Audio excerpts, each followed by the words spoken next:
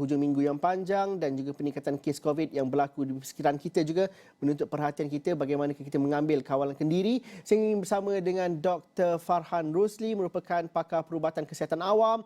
Assalamualaikum, selamat petang Dr. Farhan. Terima kasih kerana sentiasa bersama kami di Astro Awani dengan peningkatan kes COVID-19 yang berlaku dan juga varian JN1 yang mula tersebar. Pertamanya dahulu, bagaimana kita melihat signifikannya peningkatan kes yang berlaku dan juga varian JN1 yang mula tersebar ini, Doktor? Adakah ada satu hubungan yang signifikan antara keduanya?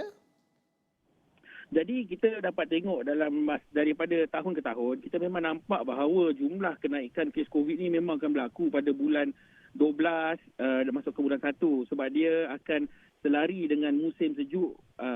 Jadi kenapa benda ini berlaku ialah sebab jangkitan respiratory ini dia lebih meningkat pada waktu inilah dengan perubahan iklim dan sebagainya. Dan buat masa sekarang kita dapat nampak bahawa yang JN1 ni menjadi strain paling terbesar di antara semua varian-varian yang kita telah kenal pasti dan menunjukkan keboleh jangkitan dia adalah agak tinggi lah berbanding dengan varian-varian yang lain. Tetapi walaupun begitu, kita boleh tahu dan kita boleh nampak daripada statistik dan data menunjukkan bahawa varian ini dia punya kebolehan jangkitan memang tinggi, tetapi dia tidaklah seteruk varian Delta dulu yang mengakibatkan orang masuk ke dalam ICU, meninggal dunia dan sebagainya lah. Fitri. Doktor, mungkin kalau berdasarkan pemantauan dan juga pemerhatian secara rawak antara kami yang alumni COVID dalam minggu terdekat ini, melihat kepada bagaimanakah perbezaan jangkitan COVID yang pertama dan kedua dan baru-baru ini, dan ramai yang melihat kepada ada yang mengatakan ianya lebih serius berbanding yang dahulu dengan ada simptom seperti muntah, cerit berit dan juga dengan sakit sendi dan sebagainya. Justru ramai yang bertanyakan adakah ini varian yang baru pertama, dan juga ada yang mengatakan bahawa adakah ini gabungan antara COVID-19 dan juga virus lain seperti influenza dan sebagainya, kerana dalam masa sama selain daripada COVID-19 virus-virus lain juga ada peningkatan yang cukup signifikan dalam masyarakat. Bagaimana kita memahami situasi ini berlaku dalam kalangan masyarakat kita pada hari ini?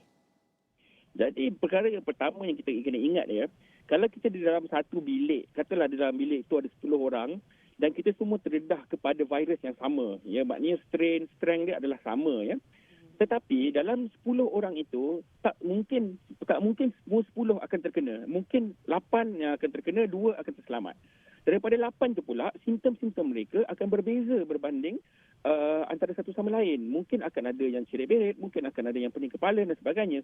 Ini kerana kita punya immunity, daya ketahanan sendiri itu berbeza daripada satu manusia ke satu manusia yang lain.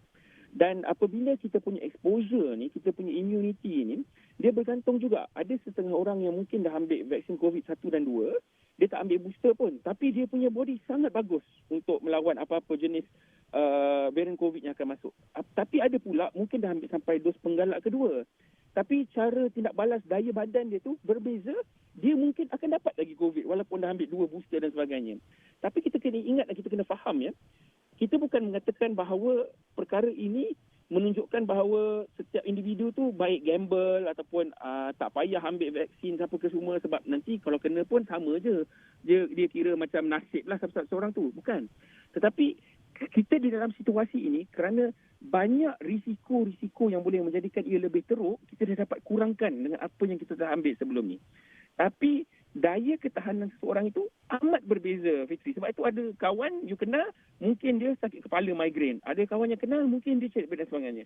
Dan juga pada waktu ini sebenarnya, kes influenza akan naik dengan secara mendadak. Dan tak hairan jika seseorang itu terkena influenza dan juga COVID. Dia ada double infection. Benda itu adalah sama sebab cara dia merebak adalah sama, ya. Dan sebab itu kita mengatakan kalau kita ada apa-apa simptom sekalipun, kita harus membuatkan test untuk pastikan apakah sebenarnya virus yang ada dalam badan kita ini, supaya kita kena ingat, ya, kalau awak ada COVID dan terutamanya kepada golongan-golongan yang berisiko tinggi seperti yang ada diabetes, kencing manis, darah tinggi, penyakit jantung dan sebagainya. Kalau kita dapat detect awal, kita ada ubat untuk bagi supaya dia tak boleh progres untuk menjadi lebih teruk. Kita ada Paxlovid di klinik kesihatan, di hospital dan sebagainya. Sebab itu kita selalu tekankan, jangan gamble untuk tanya, ni sesama biasa ke, ataupun ni bukan COVID ni. Test je dulu. Pastikan ia bukan COVID. Lepas tu ada cara-cara lain untuk kita buat, untuk kita bantu supaya mereka ni tidak menjadi macam Fitri cakap tadi lah, ada simptom-simptom yang teruk yang tak dapat nak kontrol dan sebagainya. Dan akhirnya penyebaran itu adalah disebabkan faktor yang sama dan pencegahannya juga masih lagi perkara yang sama. Jadi bagaimana kita nak mengatakan bahawa walaupun kita dah bebas tidak seperti dahulu, akhirnya untuk mengelakkan kita daripada dijangkiti pencegahan seperti pemakaian pelitup muka dan juga kawalan kendiri, itulah yang paling mujarab sekali untuk mencegah. Bagaimana Dr. Fahan kita ingatkan semula begini perkara ini? Perkara itu Fitri, sebenarnya saya kena menjadi lebih mungkin kita kata devil's advocate lah. Saya mungkin kasar sikit bahasa dia.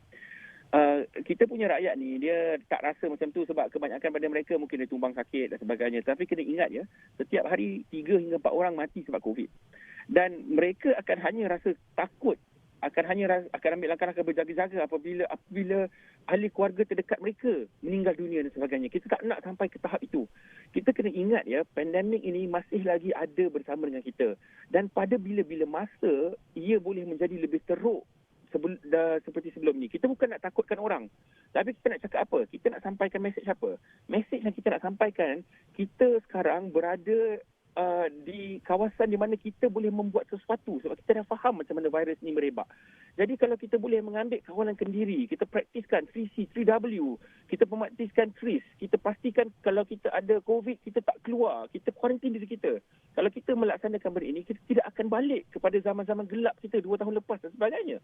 Tapi kalau kita tidak mengambil endah, kita pentingkan lebih bercuti bersama dengan keluarga walaupun kita sakit. Kita lebih pentingkan untuk pergi ke majlis-majlis keramaian walaupun kita sakit. Inilah akibat kalau tiba-tiba nanti negara kita dilanda lagi tsunami of COVID-19 yang saya mengharapkan tidak akan berlaku. Tetapi ia boleh berlaku kalau kita tidak mengambil langkah berjaga-jaga daripada sekarang, Fitri.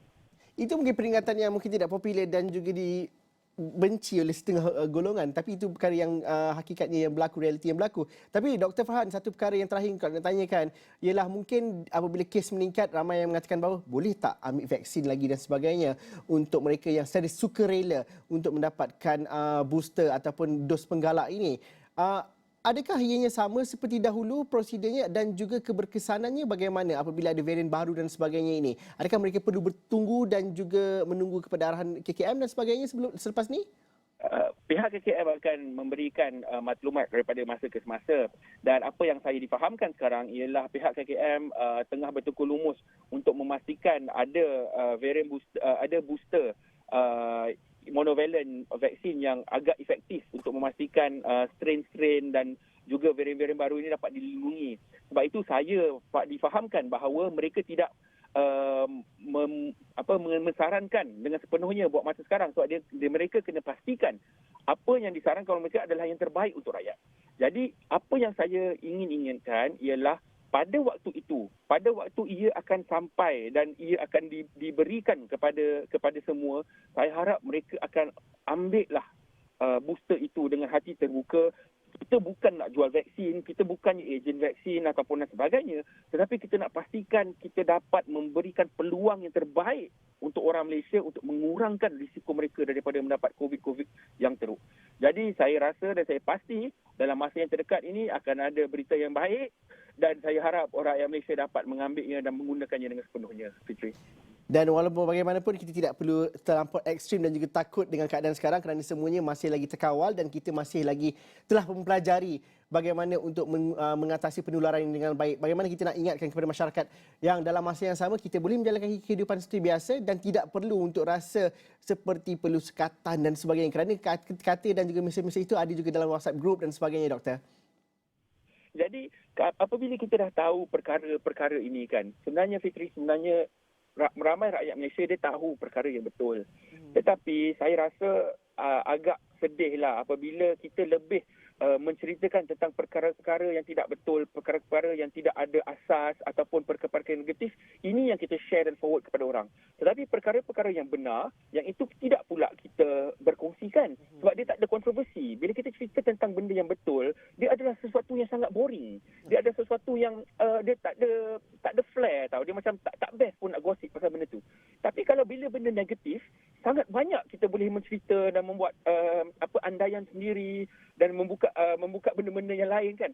Sebab itu perkara-perkara negatif tentang COVID, tentang vaksin dan sebagainya, inilah yang jadi tular. Jadi kita sebagai rakyat yang kita dah tahu sebenarnya berapa ratus ribu juta rakyat kita yang dah terima vaksin, alhamdulillah sihat sehingga sekarang. Mungkin akan ada lah sedikit yang kata, oh lepas ambil vaksin saya lenguh sikit dan sebagainya. Tapi kita fikir, perkara-perkara ini telah membuatkan kita mengurangkan risiko kita apabila kita terkena COVID. Berapa ribu orang yang kena COVID dalam masa minggu ni. Tetapi berapa ramai yang meninggal dunia. Banding dengan 2 tahun lepas semasa vaksin ini tidak wujud di dalam negara kita. Berapa ramai yang terkena dan berapa ramai yang meninggal. Jumlahnya amat tinggi sekali. Dan bila perkara itu memberikan kebaikan kepada kita, janganlah kita pula mengatakan bahawa benda itu tak bagus. Sebab itu kita kena fight benda ni kan. Dan benda ni bukanlah daripada kerajaan sahaja, daripada rakyat pun kita kena mengambil kita punya tingkah laku kita sendiri untuk proaktif. Kalau dalam grup-grup surau, grup-grup WhatsApp, grup-grup masjid, grup-grup surau tu kan, dia spread information yang salah dan sebagainya, ambil langkah yang bijak. Katakan, hey, apa awak cakap ni salah. Tahu tak fitnah itu dosa dia lebih teruk daripada membunuh. Gunakan ayat-ayat mereka balik untuk pastikan mereka faham. Informasi yang diberikan dan yang dicuba sebarkan haruslah informasi yang betul dan tepat. Okey.